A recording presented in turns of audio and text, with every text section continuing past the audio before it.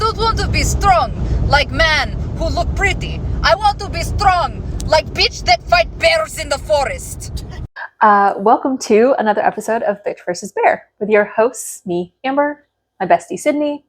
We are co-owners of Shield Maiden Training Co., and this is a show where we bitch, laugh, and chat about all things fitness related to women and the LGBTQIA+ community. Wonderful. Yeah. I love this episode. It is titled, Don't Panic, Summer is Coming. And I think it's fantastic and fabulous. Think so, too. So it's the end of March, and that means that summer is just around the corner. We can kind of like start to see it. You see, things are warming up. You know, we're getting in that time of year. Days are getting longer. And I think as women, we are constantly bombarded with messages of needing to get into shape for summer. Right? To get that bikini body ready. Well, we think it's bullshit. Such bullshit. Hate it. Can you put a bikini on your body? Sure can. Yes. Then it is a bikini body. Yes. Yeah. I mean, I think it's just that simple. Like, it really is. Yeah. I know it doesn't feel that way. So this week, we wanted to explore a little bit the societal expectations for female bodies. And I feel like we kind of touch on this like all the time, but this is the official episode about it. Female body standards and expectations are constantly changing, and they continue to change and shift. So what constitutes beauty in a society has swung back and forth throughout all of history. Yes, I think I mentioned this the last time when I was like, I want to go back to the time of the peasant. Like, yes, if you were well fed and plump, yes, it was because you were wealthy and people wanted you. So exactly. In ancient civilizations, such as Greece and Rome, my favorite time, the ideal female form was one that was curvaceous and full-figured. Yes. But then popular opinion shifted in medieval Europe. Probably they didn't have enough food for everybody. You know, so being skinny, that's the more delicate and slim figure. Yeah. And then there was a swing. And it happens over and over and over. So it just kind of depends on where you are in time, actually.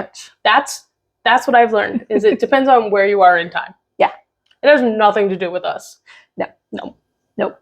It's like side parts and low-rise jeans. Like, yep. It just, the 70s came back around in the mid-90s, and now we're back to the style that was fashionable in the 70s. Yeah. Really, that's all it was. Yeah.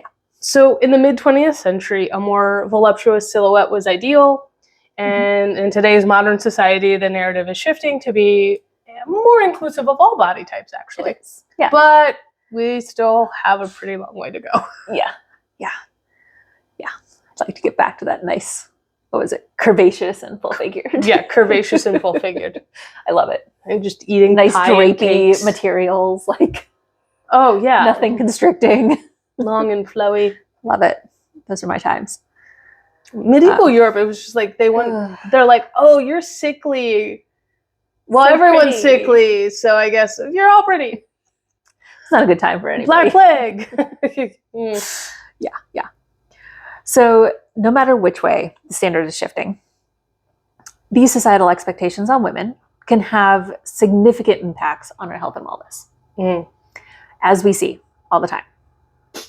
So body image and self-esteem issues are like major in this topic. Women whose bodies do not fit the ideal may feel inadequate or ashamed of those bodies. Yeah. No matter what they can do. Yeah, no matter what they can do. And I think over time we've seen the rise, and it still continues to be an issue. Eating disorders. Women may feel the need to try by any means necessary to conform to the current beauty standard, which then leads them to unhealthy diets and eating disorders like anorexia, bulimia, and binge eating. We talked a little bit about this with actually Lauren, where she was in a cycle of the binge and purge, but her purge was not to physically purge, but to go work out. Yeah.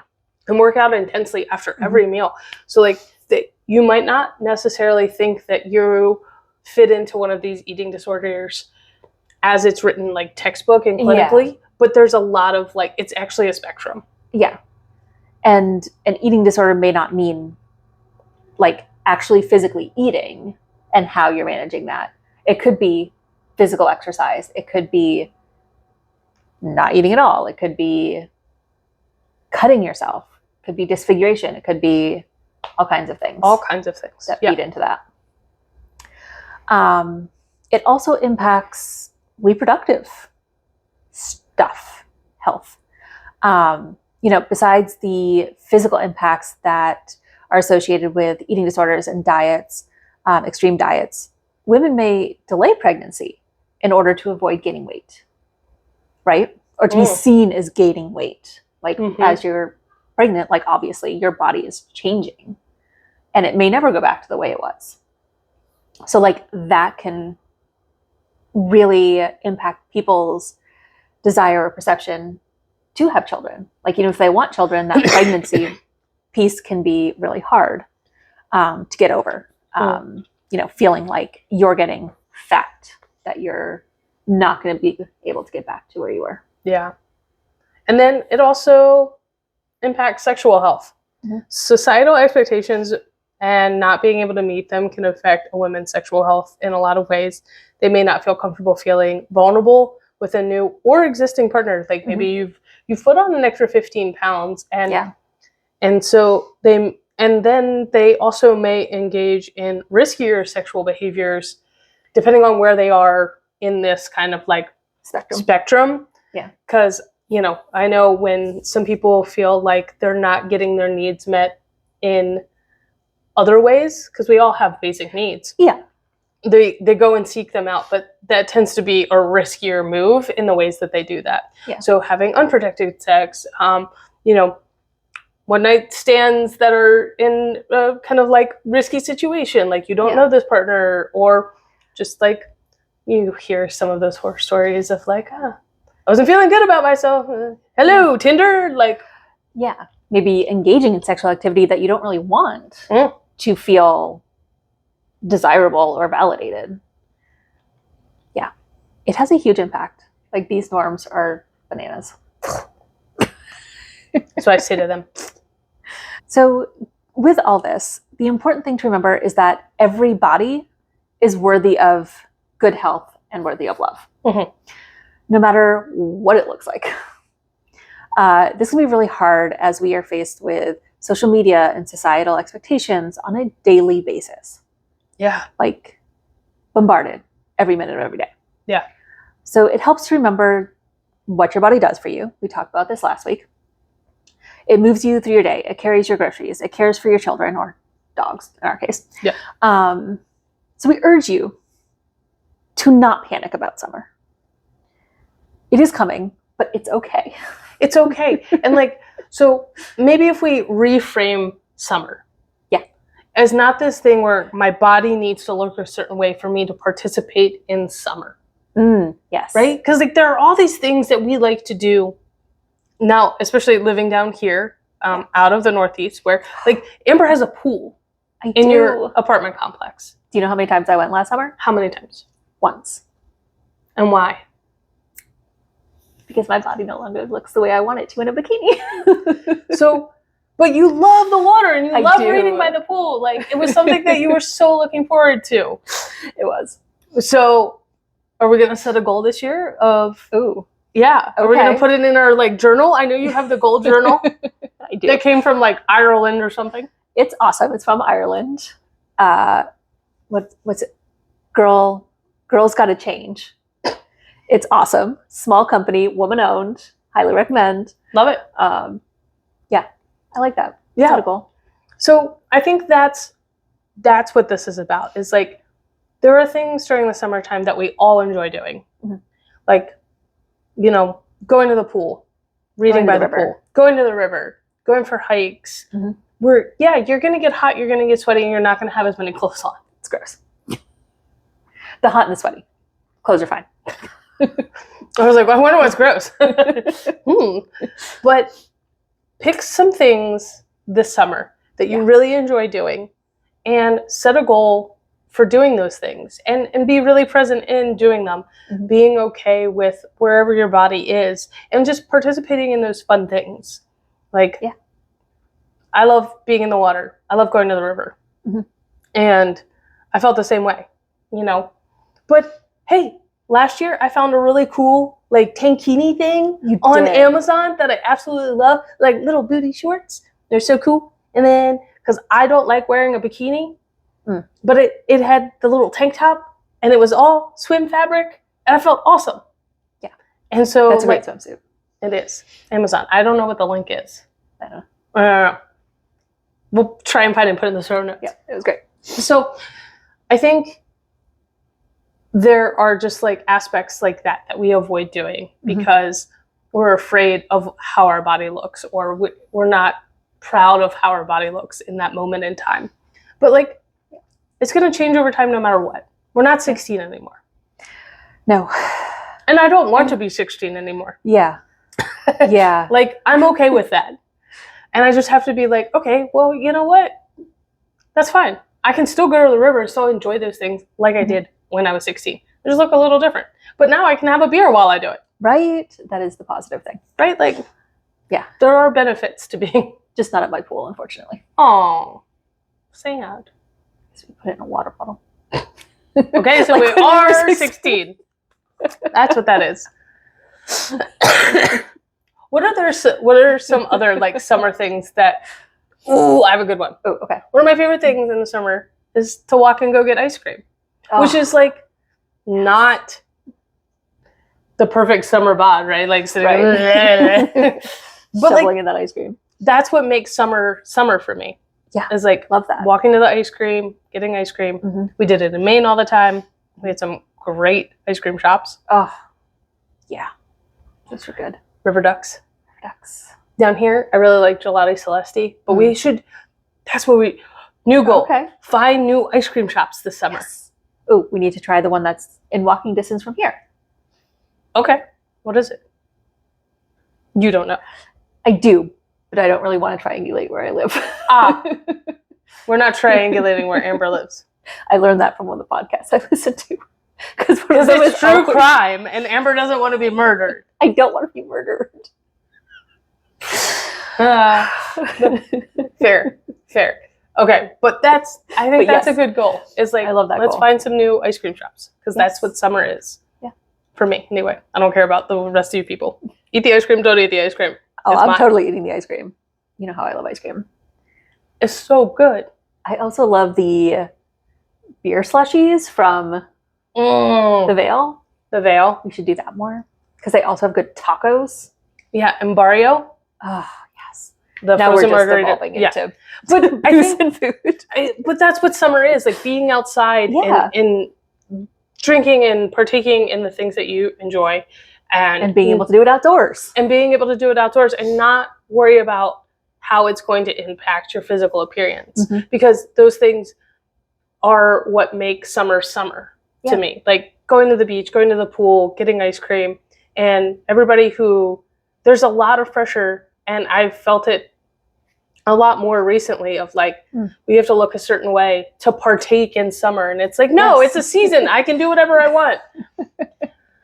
Exactly. Because I think we got into that, like, I don't know if you did, but I did. I felt way more comfortable in the fall because I'm like, ooh, layers. I can like hide under my sweaters, chunky, got it. That's why we love fall so much. Yeah. Basic bitches love fall. That's true. Because we can layer up. Yeah. Look cute in a vest. Yeah.